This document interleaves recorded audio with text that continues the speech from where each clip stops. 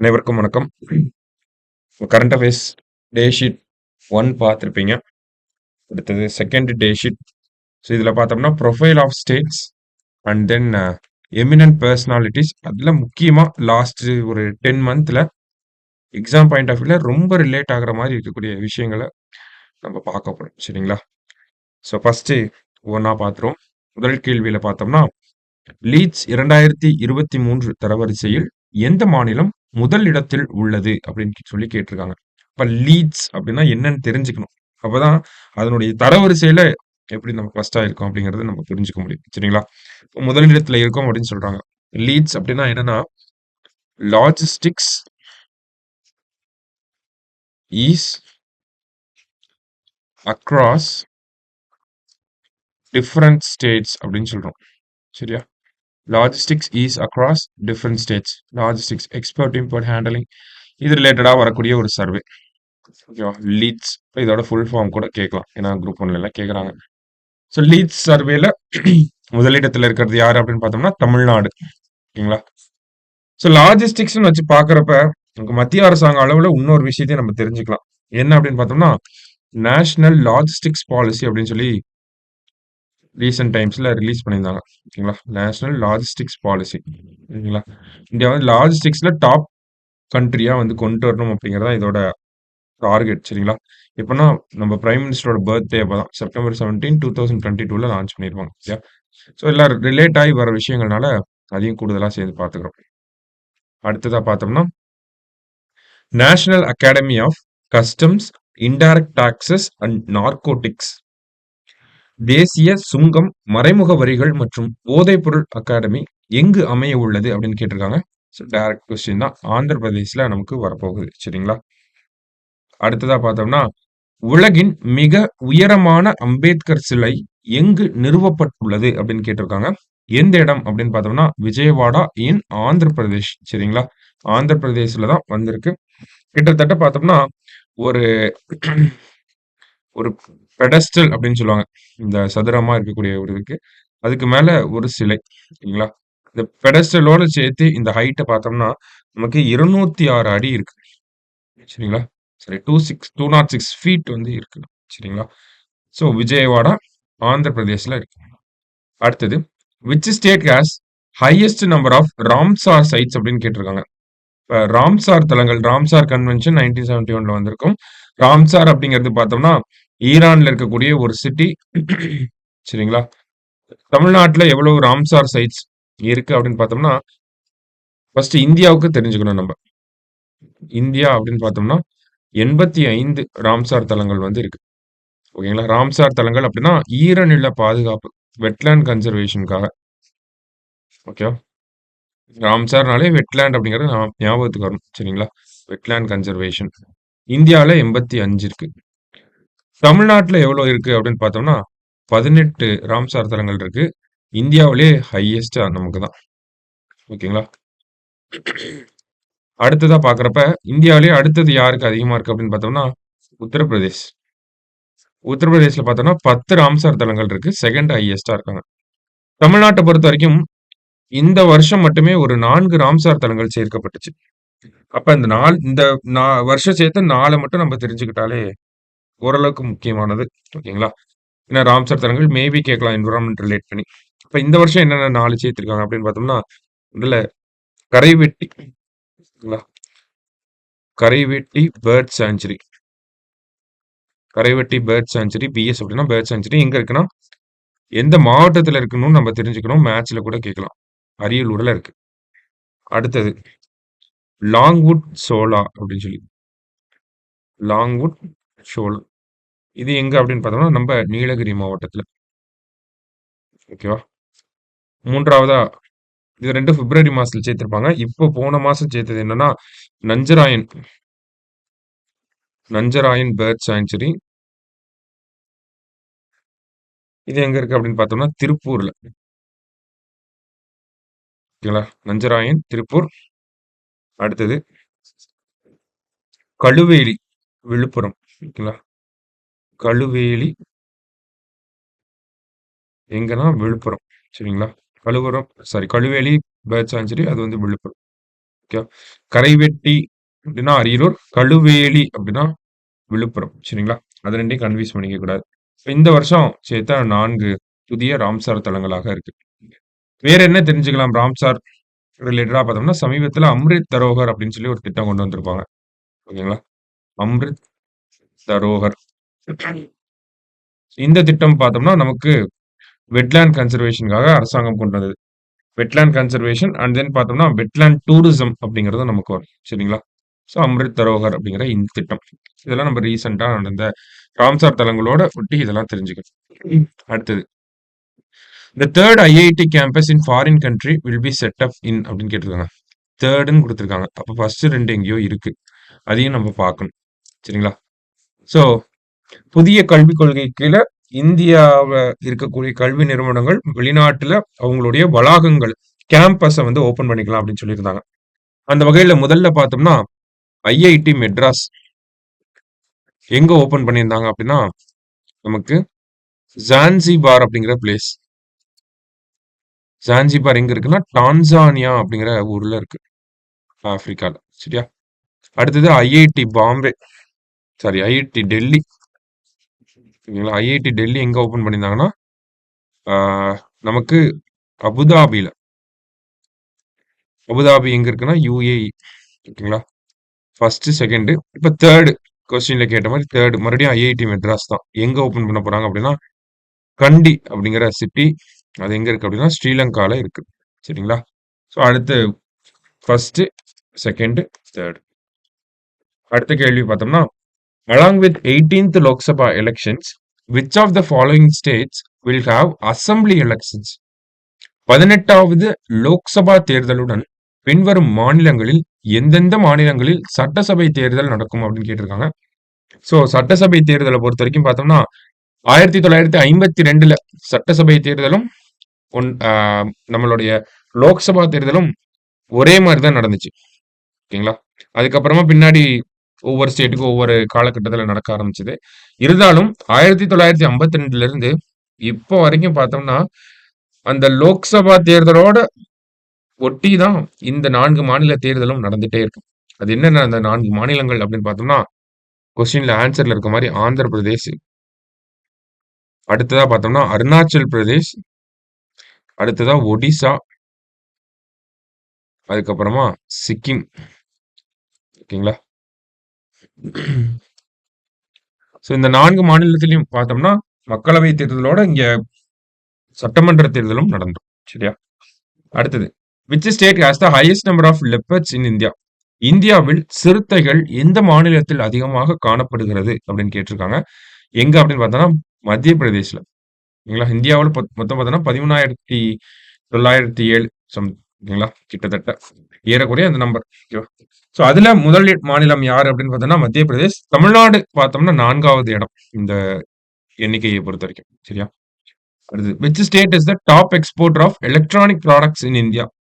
மின்னணு பொருள் ஏற்றுமதியில் முதலிடம் வகிக்கும் மாநிலம் எது அப்படின்னா, எப்பயுமே மின்னணு பொருட்கள் ஏற்றுமதினா எப்பயுமே ஃபர்ஸ்ட் யாருன்னா தமிழ்நாடு தான். சரிங்களா? மின்னணு பொருட்களின் ஏற்றுமதின்னு பார்த்தாலே தமிழ்நாட போட்டுறலாம். அடுத்தது. எப்படி நம்ப சோலார் எனர்ஜி புரொடக்ஷன்ல ராஜஸ்தான் தான் ஃபர்ஸ்ட்ன்றத கண்ண மூடி போட்டுறலாமோ, அதே மாரி தான் இதுவும். சரிங்களா? அடுத்தது. The naval base INS Jatayu is located in. INS Jatayu அப்படிங்கிறத இப்பதான் சமீபத்துல தான் தொடங்கி வச்சாங்க. எங்க இருக்கு அப்படின்னு பார்த்தோம்னா, லட்சத்தீவுல இருக்கக்கூடிய மினிகாய் ஐலாண்ட்ல இருக்கு. லட்சத்தீவுகள்ல இருக்கக்கூடிய மினிகாய் தீவுகள்ல இந்த நேவல் பேஸ் ஐஎன்எஸ் ஜடாயு அப்படிங்கிறது இருக்கு. அடுத்தது. Char Dham Yatra takes place in which state? Char Dham யாத்திரை எந்த மாநிலத்தில் நடைபெறுகிறது அப்படின்னு கேட்டிருக்காங்க. உத்தரகாண்ட் மாநிலத்துல தான் நடைபெறுது. எதை ஒட்டி பார்க்குறோம் அப்படின்னா, உத்தரகாண்ட்ல சமீபத்துல ஒரு டனல் ஆக்சிடென்ட் 41 பேர் மாட்டிக்கிட்டாங்க.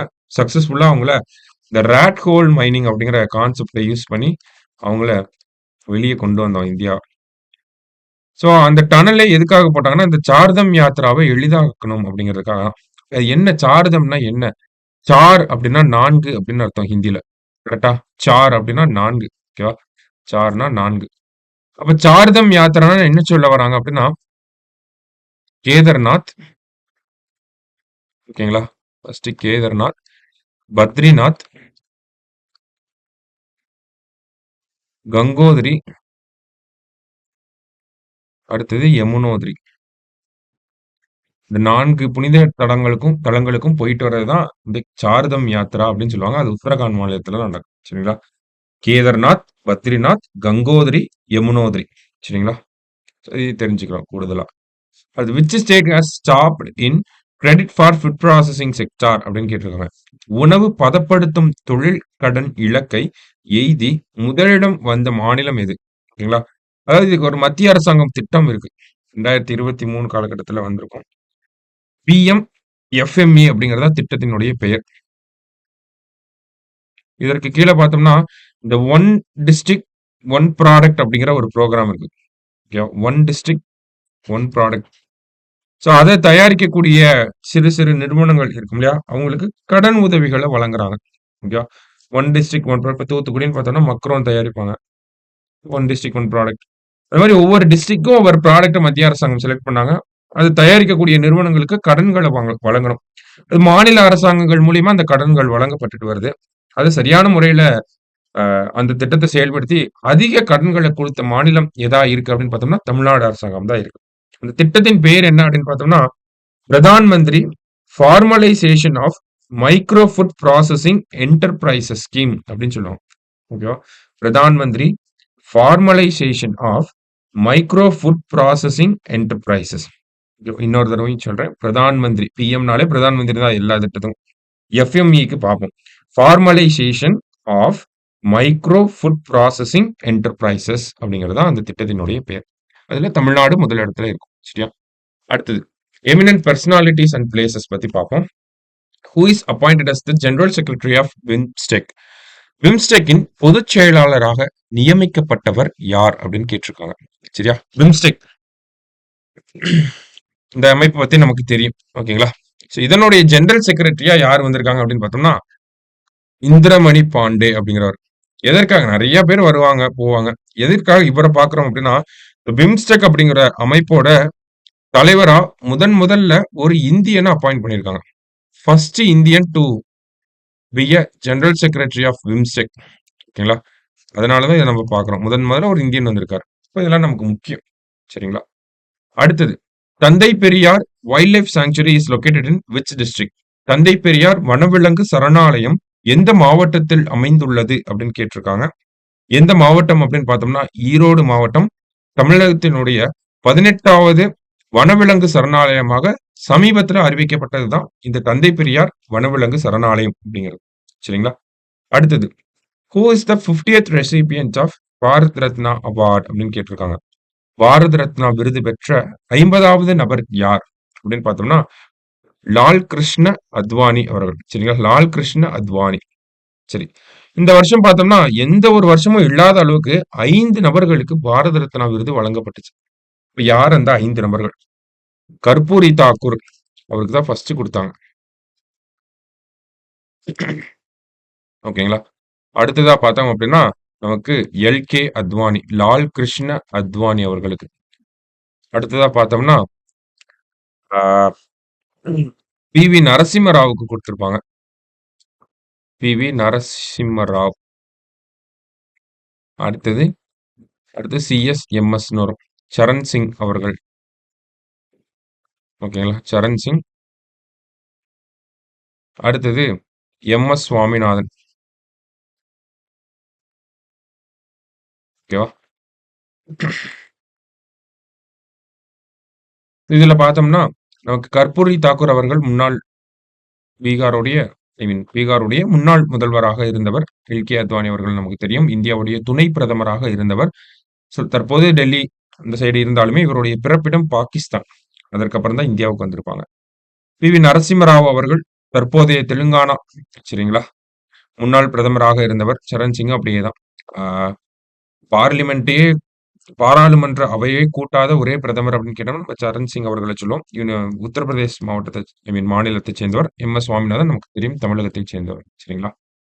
ஸோ இவங்கள பத்தி நம்ம பார்க்கணும். அடுத்தது who will be awarded the 58th Jnanpith award? 58வது ஞானபீட விருது யாருக்கு வழங்கப்பட உள்ளது அப்படின்னு பார்த்தோம்னா, குல்சார் மற்றும் ராம் பத்ராச்சார்யா. குல்சார் அவர்கள் பார்த்தோம்னா உருது கலைஞர். ராம் பத்ராச்சார்யா சமஸ்கிருதம். சரிங்களா? அடுத்தது, who is the person selected from Tamil Nadu to go to space through Gaganyaan mission? பிப்ரவரி மாதம் 2024ஆம் ஆண்டு நம்மளுடைய பிரதமர் அவர்கள் ஒரு 4 பேர வந்து உலகத்துக்கே அறிமுகப்படுத்தி வச்சார். யார் அந்த 4 பேர் அப்படின்னு பார்த்தோம்னா, பிரசாந்த் பாலகிருஷ்ண நாயர். பிரசாந்த் பாலகிருஷ்ண நாயர். ஓகேங்களா? பிரசாந்த் பாலகிருஷ்ண நாயர். அடுத்தது அங்கத் பிரதாப். அங்கத் பிரதாப். அஜித் கிருஷ்ணன். அடுத்தது சுபான்ஷு சுக்லா. ஓகேங்களா? இவங்க 4 பேரும் தான் ககன்யான்க்கு மிஷனுக்கு தேர்ந்தெடுக்கப்பட்ட ககன்யாத்ரீஸ் அப்படின்னு சொன்னாரு. ககன்யாத்ரீஸ். ஓகேவா? இல்ல அஜித் கிருஷ்ணன் சென்னையைச் சேர்ந்தவர். சுபான்ஷு சுக்லாவை பொறுத்தவரைக்கும் பார்த்தோம்னா, இன்டர்நேஷனல் ஸ்பேஸ் ஸ்டேஷனுக்கு போறதுக்கு அமெரிக்கால போய் இப்ப ட்ரெய்னிங் எடுத்துட்டு இருக்காரு. சமீபத்துல வந்த கரண்ட் அஃபேர்ஸ். சரிங்களா? இப்ப இந்த 4 பேர் பேரையும் நம்ம தெரிஞ்சு வச்சுக்கணும். இல்ல தமிழ்நாட்டுல இருந்து செலக்ட் பண்ணது யாருன்னா அஜித் கிருஷ்ணன். அடுத்தது, who will receive Avvaiyar award on women's day 2024? Avvaiyar award அப்படிங்கிறது விமென்ஸ் டே அப்பதான் அறிவிப்பாங்க. ஸோ யாருக்கு அறிவிச்சிருக்காங்க இந்த வருஷம் அப்படின்னு பார்த்தோம்னா, பாஸ்டினா சூசேராஜ். இவங்களுக்கு இன்னொரு பேரும் இருக்கு, பாமா அப்படின்னு சொல்லி. சரியா? அடுத்ததா, who has been appointed as the state election commissioner of Tamil Nadu அப்படின்னு கேட்டிருக்காங்க. தமிழக தேர்தல் ஆணையராக யார் நியமனம் செய்யப்பட்டுள்ளார் அப்படின்னு பார்த்தோம்னா, ஜோதி நிர்மலா சாமி அவர்கள். ஸ்டேட் எலெக்ஷன் கமிஷன் பார்த்தோம்னா, ஆர்டிகல் 243 கே 243 ZA படி நமக்கு உள்ளாட்சி தேர்தல்களை நடத்தக்கூடிய ஒரு அமைப்பாக இருக்காங்க. ஓகேவா? அடுத்தது, who was awarded Bhutan's highest award the order of Druk Gyalpo? பூட்டானின் மிக உயரிய விருதான the order of the Druk Gyalpo விருது யாருக்கு வழங்கப்பட்டது அப்படின்னு பார்த்தோம்னா, நம்மளுடைய பிரதமர் நரேந்திர மோடி அவர்களுக்கு வழங்கப்பட்டிருக்கு. சரிங்களா? இன்னொரு அவார்டும் இருக்கு, அதை நம்ம பின்னாடி பார்ப்போம். Who will be the first Indian to take space tourism? Rakesh Sharma முதல்ல இந்தியாவை சேர்ந்த ஒருத்தர் விண்வெளிக்கு போனவர். அடுத்ததா கல்பனா சாவ்லா, சுனிதா வில்லியம்ஸ் இந்தியாவை சேர்ந்தவங்க எல்லாம் போயிருக்காங்க. இப்ப பார்த்தோம்னா, விண்வெளிக்கு சுற்றுலா செல்லும் முதல் இந்தியர் யார் அப்படின்னு கேட்டிருக்காங்க. கோபி தோட்டக்குரா அப்படிங்கிற இவர் அமெரிக்கால தற்போது பணியாற்றி கொண்டிருக்கிறார். ப்ளூ ஆர்ஜின் அப்படிங்கிற நிறுவனம் இந்த அமேசானோட ஒன் ஆஃப் த சப் கம்பெனிஸா இருக்கு. இவங்க வந்து ஸ்பேஸ் டூரிசம் அப்படிங்கிறது பண்ணிட்டு இருக்காங்க. அதற்கு கீழே இவர் போக போறார். சரிங்களா? அடுத்தது, who is appointed as the first president of GST appellate tribunal? GST மேல்முறையீட்டு தீர்ப்பாயத்தின் முதல் தலைவராக நியமிக்கப்பட்டவர் யார் அப்படின்னா, எஸ்.கே. மிஸ்ரா அவர்கள். சரிங்களா? முக்கியமான விஷயம், இவருடைய பதவி காலம் அப்படின்னு பார்த்தோம்னா 3 ஆண்டுகள் அல்லது 70 வயது வரைக்கும். சரிங்களா? ஜிஎஸ்டி அப்பலேட் ட்ரிபியூனலோட பிரின்சிபல் பெஞ்ச் அப்பீல்ஸ் பார்க்க போறாங்க. அப்ப உங்களுக்கு வந்து ஒரு சிவில் கோர்ட்ஸோட பவர்லாம் இருக்க போகுது. பிரின்சிபல் பெஞ்ச் அப்படின்னு பார்த்தோம்னா, நமக்கு டெல்லியில வரப்போகுது. அது இல்லாம 31 பெஞ்சஸ் வந்து இருக்கும். சென்னையில வரப்போகுது. சரிங்களா? பெஞ்சஸ்னா இன் தி சென்ஸ் பிரான்ச்சஸ், அதுதான் நம்ம பெஞ்சஸ் அப்படின்னு சொல்றோம் லீகல் டேர்ம்ஸ்ல. சரியா? So SK. மிஸ்ரா முக்கியமான விஷயம், நல்லா பார்த்து வச்சுக்கோங்க. அடுத்தது, the only footballer to win Major Dhyan Chand Khel Ratna award. Major Dhyan Chand Khel Ratna விருதை வென்ற ஒரே கால்பந்து வீரர் யார் அப்படின்னு பார்த்தோம்னா, சமீபத்துல கால்பந்து போட்டியிலிருந்து ஓய்வு பெற்ற சுனில் செத்ரி அவர்கள். சரிங்களா? அடுத்ததா பார்த்தோம்னா, who became the first person to spend 1000 days in space? 1000 நாட்கள் விண்வெளியில் கழித்த முதல் நபர் யார் அப்படின்னு பார்த்தோம்னா, ஒலெக் கொனன்கோ அப்படின்னு சொல்றோம். ரஷ்ய நாட்டை சேர்ந்த ஒரு விண்வெளி வீரர். சரிங்களா? அடுத்தது, who completed 2 consecutive full terms as Lok Sabha speaker? மக்களவை சபாநாயகராக தொடர்ந்து 2 முழு பதவிக்காலங்களை நிறைவு செய்தவர் யார் அப்படின்னு பார்த்தோம்னா, பல்ராம் ஜாக்கர். இவர் தவிர வேறு யாருமே 2 லோக்சபாவுக்கு கன்சிக்யூட்டிவா பார்த்தோம்னா ஸ்பீக்கரா இருந்ததே கிடையாது. இப்பதான் ஓம் பிர்லா அவர்களுக்கு இந்த ஒரு சாதனையை சமன் செய்யறதுக்கான வாய்ப்பு அப்படிங்கிறது கிடைச்சிருக்கு. 17வது லோக்சபாவோட 5 ஆண்டுகளும் அவர்தான் சபாநாயகரா இருந்தாரு. அடுத்தது 18வது லோக்சபாவோட சபாநாயகராகவும் அவர்தான் வந்து வந்திருக்காரு. சரிங்களா? இந்தியாவை பொறுத்த வரைக்கும் பார்த்தோம்னா, இந்த வருஷம் தான் ரொம்ப ரேரா தான் இந்த லோக்சபாவோட சபாநாயகர் பதவிக்கு தேர்தல் அப்படிங்கிறது நடக்கும். அடுத்தது, who is the only opposition leader to become prime minister of India? இந்தியாவில் பிரதமரான ஒரே எதிர்க்கட்சி தலைவர் யார் அப்படின்னு பார்த்தோம்னா, அதாவது அடல் பிகாரி வாஜ்பாய் அவர்கள். அதாவது இந்தியாவில் இருக்கக்கூடிய பிரதமர்களின் வரலாற்றை எடுத்து பார்த்தோம்னா, பிரதமர்களா ஆன பிறகு அடுத்த தேர்தலில் தோற்கடிக்கப்பட்டு எதிர்க்கட்சி தலைவர்களாக ஆயிருக்காங்க. ஆனா எதிர்க்கட்சி தலைவராக இருந்து அதன் பிறகு பிரதமரானவர் அப்படின்னு பார்த்தோம்னா அது அடல் பிகாரி வாஜ்பாய் அவர்கள் மட்டும்தான். ஓகேங்களா? முதல்ல எதிர்க்கட்சி தலைவர், அதுக்கப்புறம் தான் பிரதமர் அவர். சரியா? சோ இதை மத்ததெல்லாம் பார்த்தோம்னா இப்ப ராஜீவ் காந்தி அவர்கள் எடுத்துக்கிட்டோம்னா முதல்ல பிரதமர் ஆனாரு, அப்புறம் தான் எதிர்க்கட்சி தலைவர் ஆனார். இந்திரா காந்தி பிரதமர் ஆனாங்க, அப்புறம் தான் எதிர்க்கட்சி தலைவர் ஆகுறாங்க. ஆனா எதிர்க்கட்சி தலைவரா இருந்துட்டு பிரதமர் ஆனது யாருன்னா அடல் பிகாரி வாஜ்பாய். ஓகேங்களா? அடுத்தது, the only finance minister to present the budget maximum times அப்படின்னு கேட்டிருக்காங்க. அதிக முறை பட்ஜெட் தாக்கல் செய்த ஒரே நிதி அமைச்சர் யார் அப்படின்னு பார்த்தோம்னா மொராஜி தேசாய் அவர்கள் 10 முறை. சமீபத்துல நிர்மலா சீதாராமன் அவர்கள் அந்த சாதனையை நோக்கி வந்துட்டு இருக்காங்க. முன்னாடி கேள்வியா வருது, நம்ம பார்ப்போம். அடுத்தது, who will receive the Vishwambhara doctor C Narayana Reddy national literacy award 2024? 2024ஆம் ஆண்டுக்கான விஸ்வம்பர டாக்டர் சி நாராயண ரெட்டி தேசிய இலக்கிய விருதை யார் பெறவுள்ளார் அப்படின்னு பார்த்தோம்னா சிவசங்கரி, தமிழ் எழுத்தாளர். அதனால நம்ம பார்த்து வச்சுக்கணும். சரிங்களா? அடுத்தது, a one man committee headed by whom has been set up by Tamil Nadu to draft amendments to the new criminal laws at the state level. புதிய குற்றவியல் சட்டங்களில் மாநில அளவில் திருத்தங்கள் மேற்கொள்ள யார் தலைமையில் ஒரு நபர் குழுவை தமிழக அரசு அமைத்தது அப்படின்னு கேட்டிருக்காங்க. சத்யநாராயணன் அவர்கள் தலைமையில ஒரு நபர் குழு அப்படிங்கிறது அமைக்கப்பட்டிருக்கு. சரிங்களா? புதிய குற்றவியல் சட்டங்கள் அப்படின்னு பார்த்தோம்னா இந்தியன் பீனல் கோடுக்கு பதிலா பாரதிய நியாய சன்ஹிதா, கிரிமினல் ப்ரொசீஜர் கோடுக்கு பதிலா பாரதிய நாகரிக் சுரக்ஷா சன்ஹிதா. 4 லெட்டர், இங்கேயும் 4 லெட்டர் வரணும். அடுத்தது, இந்தியன் எவிடன்ஸ் ஆக்ட், இந்திய சாட்சிய சட்டத்திற்கு பதிலா பாரதிய சாட்சிய அதிநியம். இங்க எவிடன்ஸ்னா சாட்சின்னு சொல்லுவோம், இப்ப சாக்ஷிய அப்படின்னு சொல்லி வரும். சரியா? சோ இந்த ஒரு கொஸ்டின். அடுத்தது, which country awarded Prime Minister Narendra Modi with Order of Saint Andrew Apostle அப்படின்னு கேட்டிருக்காங்க. பிரதமர் நரேந்திர மோடிக்கு ஆர்டர் ஆஃப் செயின்ட் ஆண்ட்ரூ அப்போஸ்தலர் விருதை வழங்கிய நாடு ரஷ்யா. ஓகேங்களா? சமீபத்துல பார்த்தோம்னா ஆர்டர் ஆஃப் திமோர் லெஸ்ட் அப்படிங்கிற ஒரு விருது, ஆர்டர் ஆஃப் ஃபிஜி அப்படிங்கிற விருது நம்மளுடைய குடியரசுத் தலைவர் திரௌபதி முர்மு அவர்களுக்கு வழங்கப்பட்டிருக்கு. சரிங்களா? சோ திமோர் லெஸ்ட், ஃபிஜி அப்படின்னு கேட்டா திரௌபதி முர்மு அவர்கள். இதுவே ருக் யாழ்போ, ஆண்ட்ரூ அப்பாஸ்டல் அப்படின்னு கேட்டா ரஷ்யா. சரியா? அடுத்தது, who has been appointed as the principal advisor of the National Tuberculosis Elimination Program அப்படின்னு கேட்டிருக்காங்க. தேசிய காசநோய் ஒழிப்பு திட்ட முதன்மை ஆலோசகராக நியமிக்கப்பட்டவர் யார் அப்படின்னு பார்த்தோம்னா சௌமியா சுவாமிநாதன் அவர்கள். முக்கியமான கேள்வி இதெல்லாம். சரிங்களா? இந்தியாவை பொறுத்த வரைக்கும் இந்த டியூபர்குலோசிஸ் அப்படிங்கறத எலிமினேட் பண்றதுக்கு 2025 அப்படிங்கறத டார்கெட் இயரா வச்சிருக்கோம். சரியா? அடுத்தது, who is the finance minister who has presented 7 consecutive budgets? தொடர்ந்து 7 முறை பட்ஜெட் தாக்கல் செய்த நிதியமைச்சர் யார் அப்படின்னு பார்த்தோம்னா நம்மளுடைய நிர்மலா சீதாராமன் அவர்கள். சரிங்களா? அடுத்ததா, the Kerala government has constituted which commission to study the problems faced by women in the Malayalam film industry?